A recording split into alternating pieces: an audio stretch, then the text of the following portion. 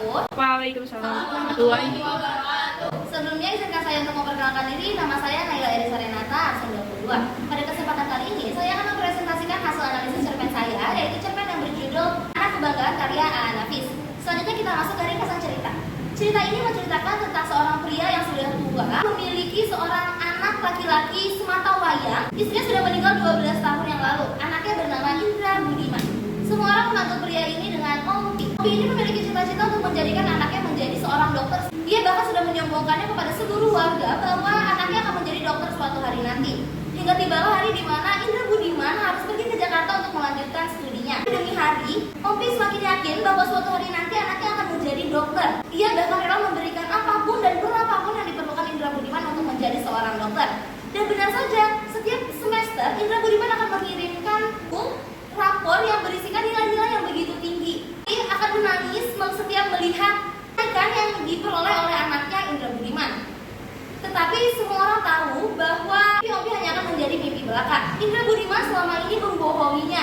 Semua orang berusaha untuk memberitahu Ompi bahwa selama ini Indra Budiman sedang membohonginya. Tetapi Ompi justru merasa bahwa semua orang sedang berusaha untuk menjelekkan nama baik anaknya.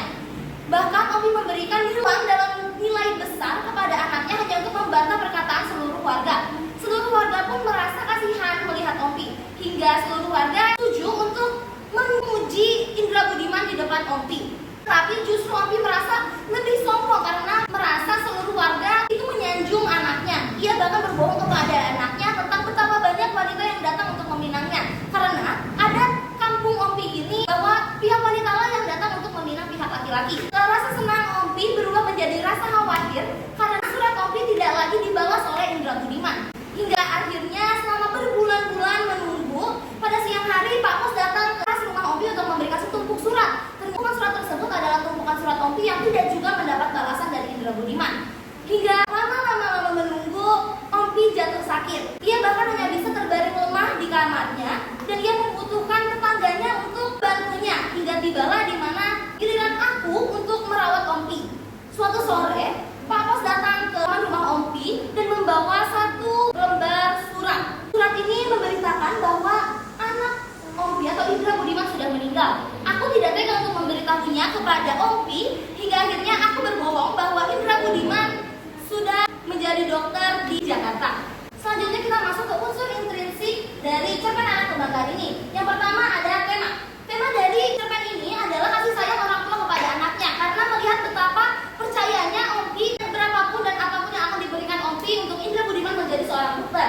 Selanjutnya ada alur. Alur dari cerpen ini menggunakan alur yang maju mulai dari intro hingga ke akhir yang dimana memberikan berita bahwa Indra Budiman sudah meninggal. Selanjutnya ada di latar. Latar suasana yang digunakan ada menyenangkan, ada menyedihkan, lalu latar waktu ada siang hari dan sore hari, dan latar tempat ada kamar Ompi dan teras rumah Ompi. Selanjutnya ada tokoh dan penokohan. Tokoh pertama ada Ompi, sifatnya sombong, penyayang, suka berbohong. Dan ada Indra Budiman, sifatnya suka berbohong. Lalu ada aku, sifatnya baik hati, dan ada para tetangga di sini merupakan tokoh tambahan. Lalu ada unsur intrinsik yang selanjutnya ada sudut pandang. Sudut pandang yang digunakan sudut pandang orang pertama sebagai orang sampingan. Selanjutnya ada gaya bahasa. Gaya bahasa yang digunakan adalah metafora atau menggambarkan sesuatu dengan hal yang lebih imajinatif. Lalu ada gaya bahasa hiperbola atau melebih-lebihkan. Selanjutnya ada amanat. Amanat ini pertama ada janganlah kita menggunakan hal yang baik untuk hal yang buruk, dan juga janganlah kita sering membuat orang tua kita khawatir.